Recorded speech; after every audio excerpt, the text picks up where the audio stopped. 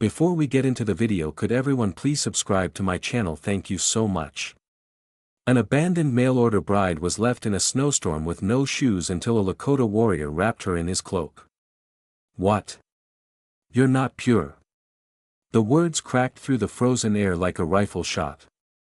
Josephine Burke blinked, stunned, as the wind flung her hair into her eyes and the snow stung her cheeks. I don't marry ruined women, the man snarled, his voice rising over the roar of the wind. I don't care what you wrote in your letters. You lied.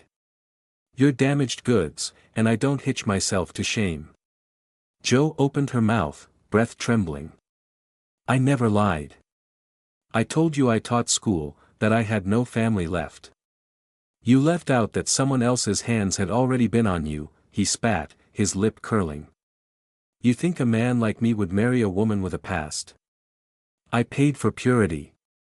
They were only halfway across the Black Hills, the storm closing in fast. Snow swirled around the horse-drawn wagon, the canvas cover whipping like a torn sail. Jo stood on the frozen ground, her wool coat flapping open at the hem, hands shaking as her fiancé, Samuel Carnes, merchant of fine goods and foul tempers, stepped down from the wagon with disgust in his eyes. I came all this way, Jo said, her voice cracking. You wrote me. You begged me to come. I sold everything I had for the train, for this. That was before I knew you were tainted. He turned, picked up her travel bag, and tossed it into the snow at her feet. You think you can trick me into honor?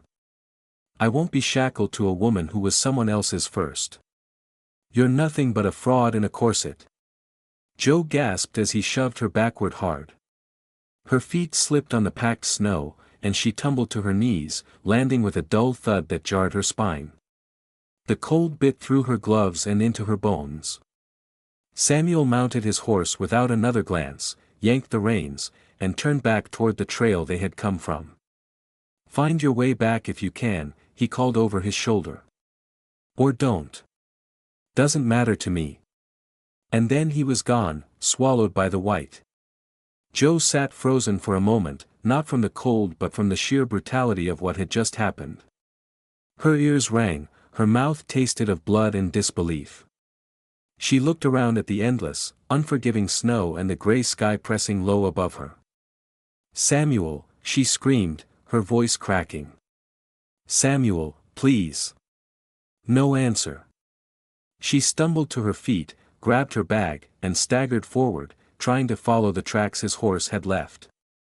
The wind howled, snow blowing sideways, stealing her breath. Each step felt heavier than the last, her limbs already numb. She slipped once, then twice, catching herself with raw hands. The third time she went down hard, face first, and stayed there for a long moment, chest heaving, heart hammering in her ears. She forced herself up, lips trembling. Don't cry, she whispered. You're not going to cry. But the tears came anyway, freezing on her cheeks before they could fall. She kept walking.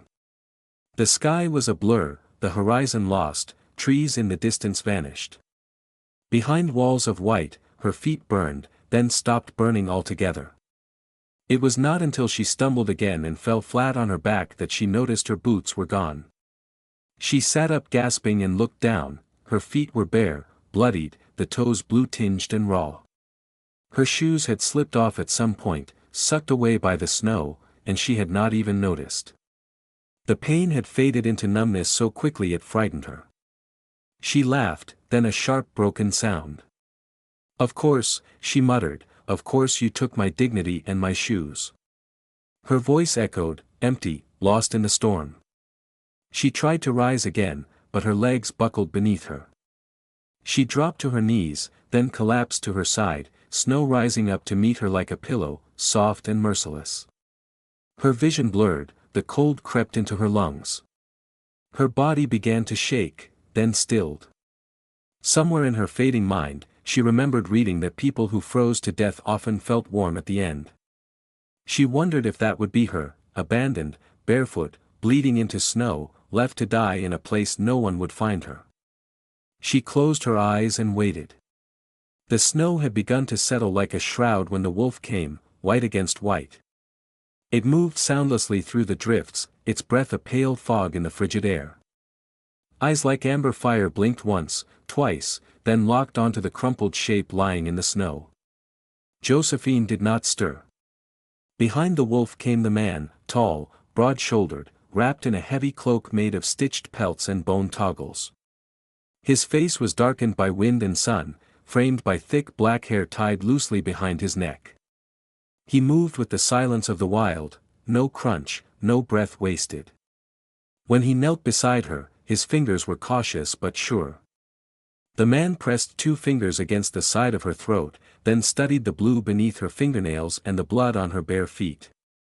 She was still alive, barely. He scooped her up with no sound, no words, her head lulled against his chest, lips parted in a soft unconscious sigh. Her skin was cold, her dress torn and stiff with frost. He felt her bones beneath the fabric like splinters. With the wolf trailing beside him, he carried her through a break in the trees, down into a gully, and then up again into a ridge path few feet had ever touched. Half an hour passed, the storm howled, but he did not flinch. At last, they reached a narrow cleft in the mountainside, hidden behind a fallen pine and rock stained with lichen. Inside was a cave, deep, dry, and warm, with the scent of wood smoke. A small fire crackled in a ring of stones, furs lined the back wall, and bundles of herbs hung from the ceiling like dried wings. He laid her down near the fire, wrapped her in a thick bison skin, and rubbed her limbs with a salve of bear grease and sweet roots. He worked in silence like a man who knew death and how to ward it off. The wolf circled once, then lay at her feet, its body coiled like a living sentry. The man sat down across the fire and watched. Her eyes had not yet opened. He knew this woman was not from his world. Her dress, though soaked and torn, was made from fine material, Eastern stitched. Her hands were soft, her face narrow and pale, but her jaw had a stubborn tilt even in sleep. He had seen women like her in the settlements, proper, bitter, judgmental, but this one had walked into the mouth of winter alone. No settler woman did that. He did not wake her, he let the fire do its work. Only after several hours did he speak, and not to her. He spoke to the wolf. They always come here, he said in Lakota, to escape something, to bury something, and they think the snow will forget it for them. The wolf did not respond, he stared into the flames, jaw set. Years ago, he had a name among the Lakota that was spoken with pride. He had fought in defense of their land, had believed in honor, in strength, in the old ways. But in the final winter war, he had ridden into battle under a flag of peace, only to be met with bullets and betrayal. Captured, tortured, left for dead.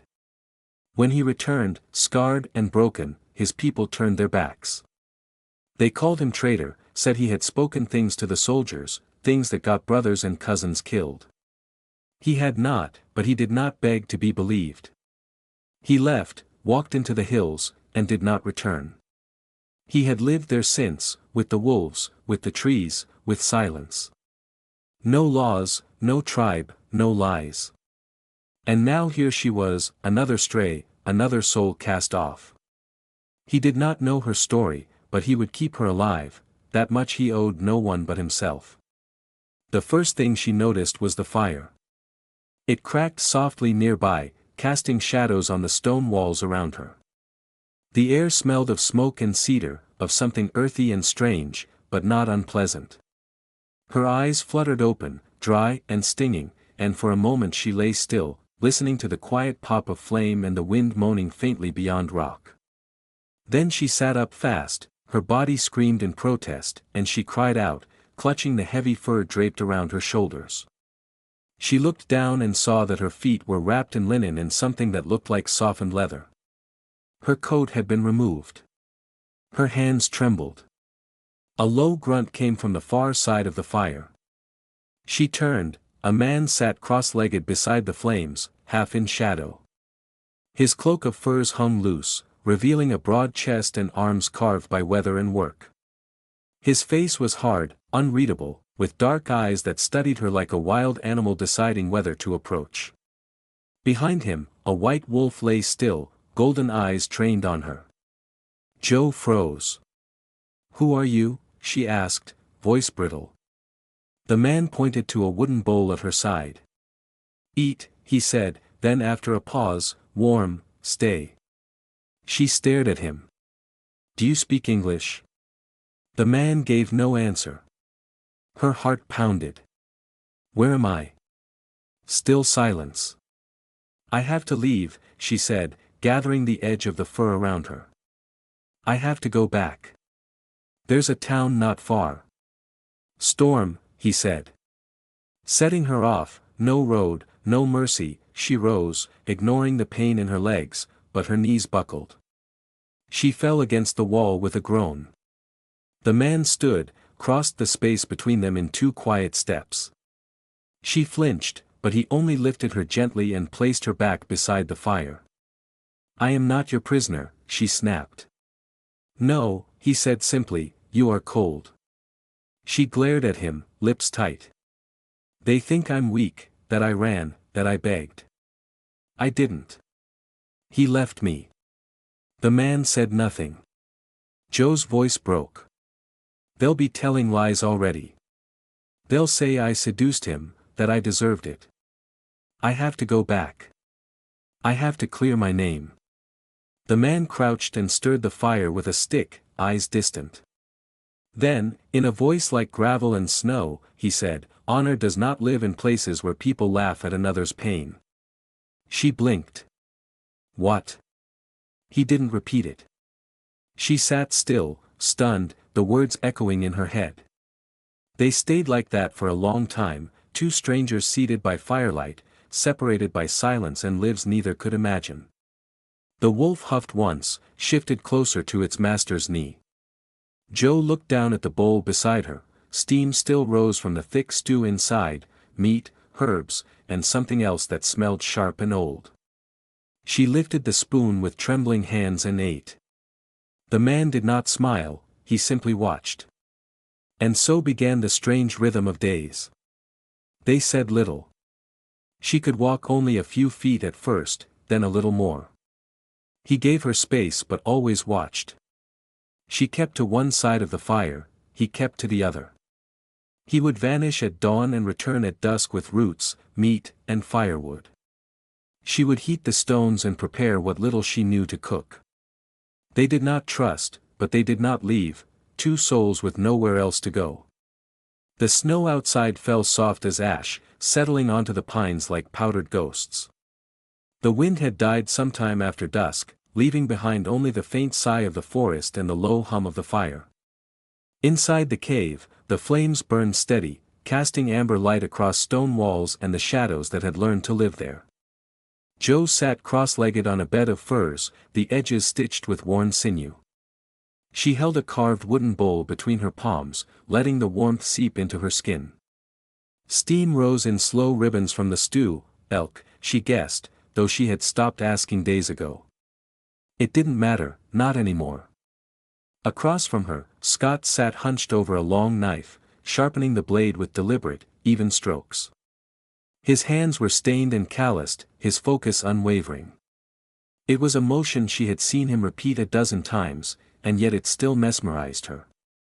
There was something grounding in the way he worked, as though the world couldn't unravel so long as he kept that rhythm. They had lived like this for days now, perhaps weeks. Time had lost its shape. There were no clocks, no chiming church bells, no voices to mark the passing hours. She no longer measured in minutes, now she measured in firewood burned, in the number of words he chose to speak. To speak in the silence between wolf howls tonight, that silence felt different, less heavy, less guarded. Joe set her bowl aside and leaned back on her hands, watching the shadows shift across the cave walls. "Do you ever wonder what would have happened if you just stayed away from people altogether?" Scott didn't look up. "I tried." She smiled, not mockingly, but with a flicker of understanding. "Didn't work, I guess," he shrugged, one slow movement of the shoulder. Her voice softened. I used to teach children back in Vermont. That caught his attention, the scraping of stone against steel paws mid-stroke. I wasn't much for needlework or him singing like my sisters, she continued, but I could teach a boy to read. I could make a girl believe she could be something more than a wife or a servant. I was proud of that. The fire cracked, sending sparks up into the dark. Then one day, a letter I'd written to a man I hadn't even met was found tucked inside a book. Someone turned it over to the school board. They said it was indecent temptress talk, that I was unfit to mold young minds. Scott glanced at her then, not with judgment, not pity, just the steady attention of someone who's seen enough of life to know when a story came from the gut. Joe's fingers curled around the edge of the fur blanket. I didn't lie. I didn't seduce anyone. I just wanted something of my own, a voice in a world that kept telling me to hush. Her breath trembled, and still she whispered, "They sent me away." Like rot on the root, Scott set the blade down on the stone floor. He was quiet for a beat, then unfastened the cloak around his shoulders, pushing the heavy fabric aside with a slow, practiced motion.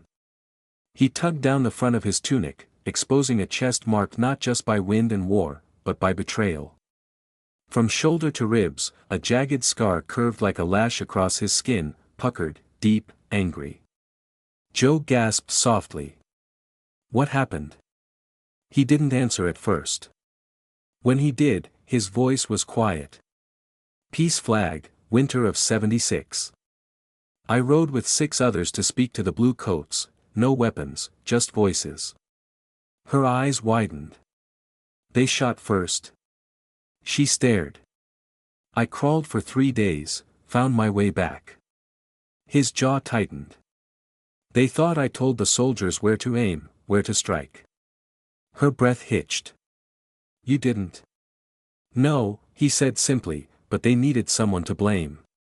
Joe's eyes burned, not with tears, but with the heat of recognition. They cast you out. He nodded once.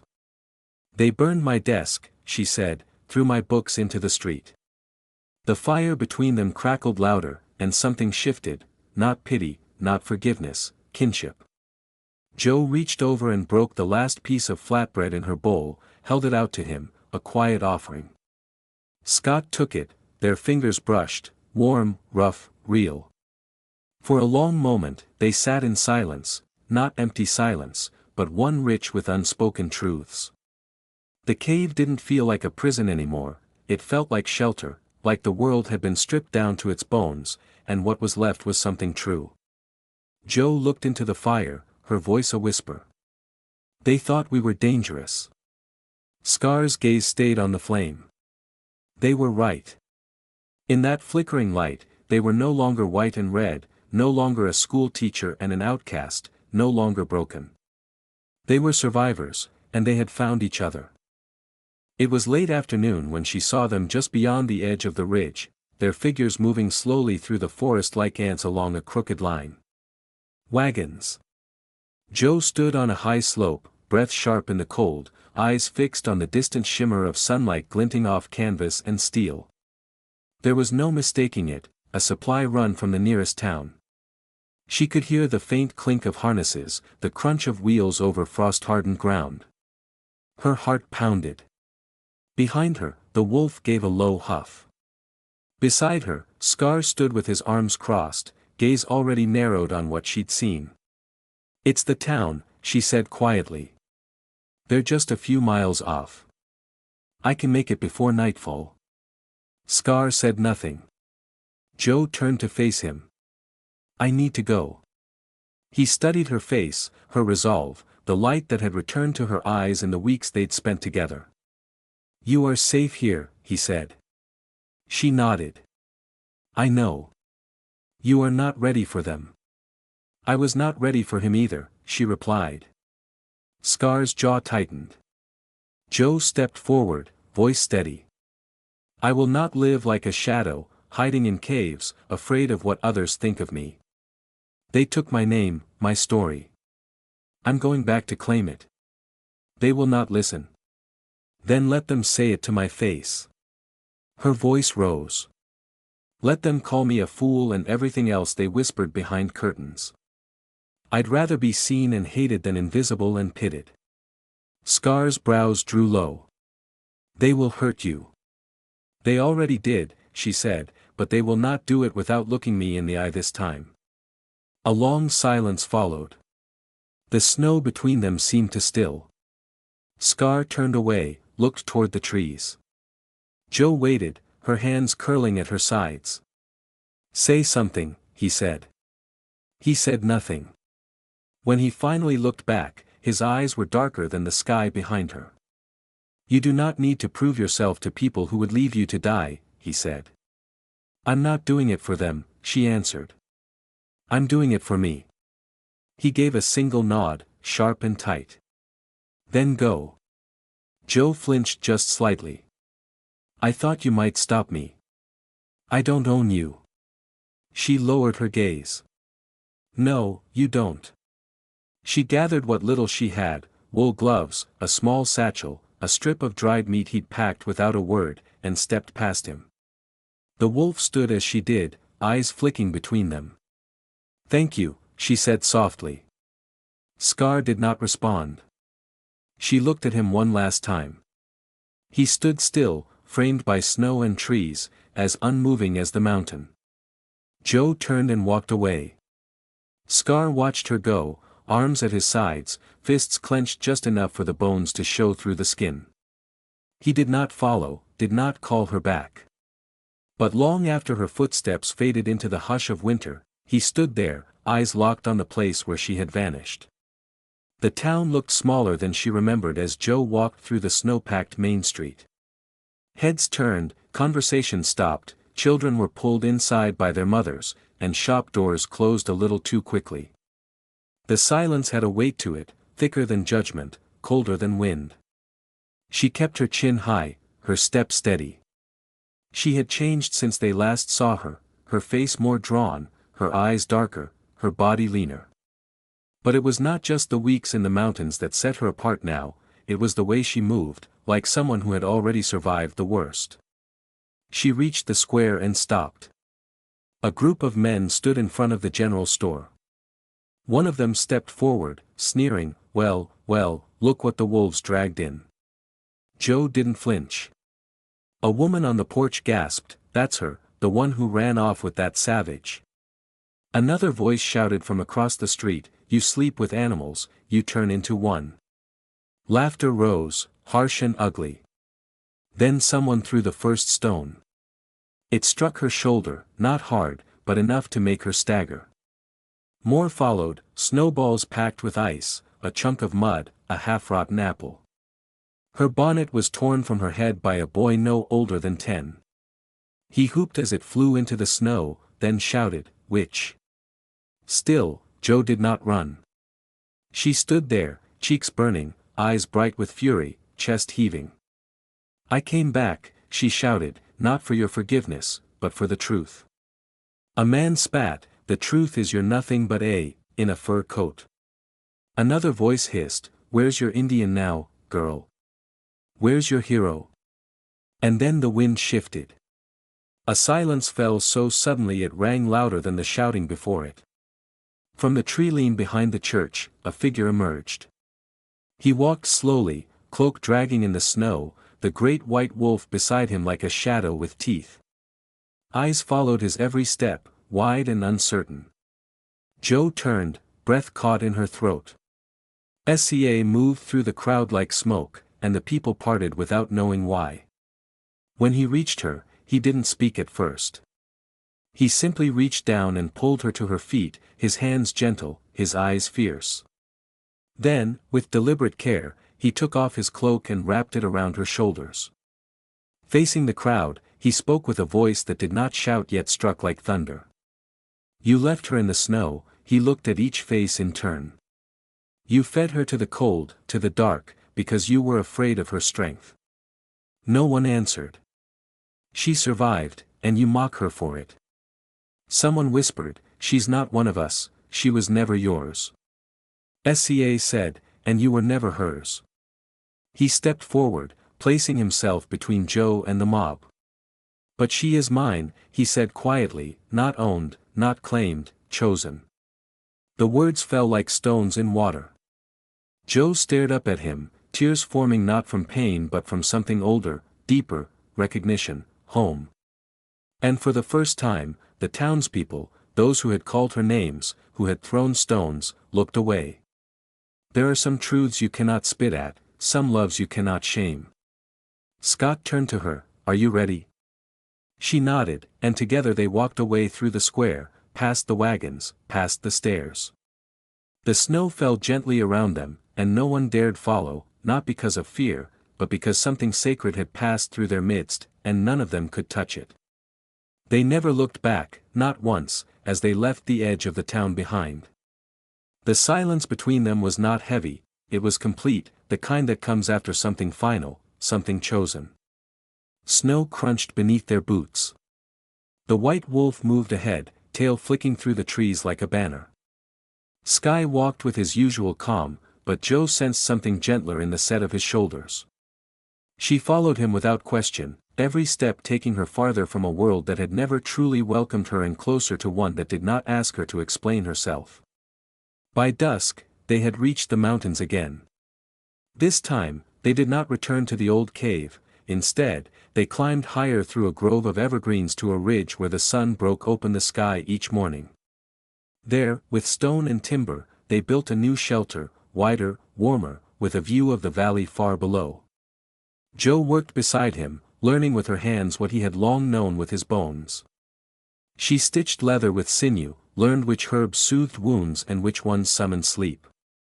Her fingers grew calloused, her arms stronger, the pale of her skin deepened with sun and ash, and the silence that had once stretched between them began to fill, not with words, but with living. She no longer counted days, she counted firewood stacked, meals cooked, the feel of his presence beside her while she slept. There were no church bells, no papers signed, no witnesses, only a fire that never went out and two hearts that beat in rhythm with snow melt and the howl of distant wolves. Then one evening, after a long day of carving stone and boiling roots, Joe sat beside the fire, wrapped in a cloak of her own stitching. Scott sat nearby, mending a bough. The wolf snored beside them, paws twitching in dreams. Joe stared into the flames for a long time before speaking. When I was a girl, she said, I used to imagine being chosen by a man, by a church, by a town. I thought love had to be given permission. Scott did not answer, he rarely did when she wandered into memory. She turned her head, eyes catching the firelight. I don't want permission anymore. He looked up then, still waiting. I choose you, she said simply, not because I'm supposed to, not because anyone says I should, but because every part of me that was lost found its way back in you. The wolf lifted its head at her voice, then rested it again. Scott set the bough aside. He didn't smile, but he nodded once, and in that silence, under stars older than any law, beside a fire that had never needed blessing, it was done. No vows, no rings, only two people and a promise written not in words but in thought. The life they built, the pain they endured, and the truth they no longer needed to defend because wolves do not ask permission, and neither did they. A year passed, the winters still came hard in the Black Hills, but the stories came harder. It began with a trapper, half drunk in a saloon, telling of a pair he saw near the northern ridge, a woman with hair like copper flame and a man darker than shadow, silent as snow. They lived high above the pines in a stone house, smoke-fed and guarded by a great white wolf. Didn't speak, he said, slurring into his drink, just looked at me like I didn't belong in my own skin. Then came the boy, 8 years old, lost from a wagon train for nearly 2 days, found by a search party 3 miles off route, warm and fed, and clutching a pine whistle carved with care. He spoke little at first, just stared into the fire with wide eyes and a quiet smile. But when they asked who saved him, he answered plainly, a red-haired woman. She gave me honey and told me wolves don't bite unless you chase them. What else did she say? Someone asked. He smiled again. She said the best word is freedom. She taught me how to say it. The town grew quiet after that. No one said the names, but they all knew Joe and Scott were no longer seen, not in markets or along the trails. But the signs were there: hearth smoke on far-off ridges, snares reset with care, children's stories whispered of the wolf bride who once wore town shoes and now walked barefoot on stone. They didn't ask where she went because some truths don't require a map. She had not disappeared, she had chosen, and in doing so, she had rewritten a fate no one else dared touch.